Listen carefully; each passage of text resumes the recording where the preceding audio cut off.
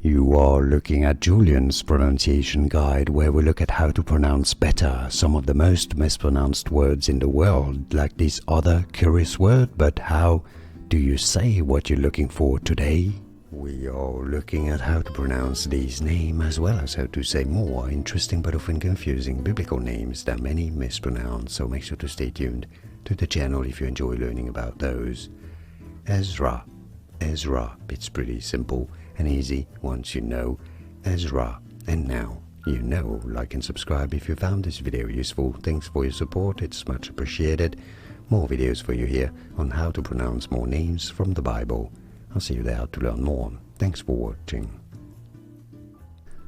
Here are more videos on how to pronounce more confusing words and names too many mispronounced. Like this video if you found it useful. I appreciate your support. I'll see you soon and thanks for watching.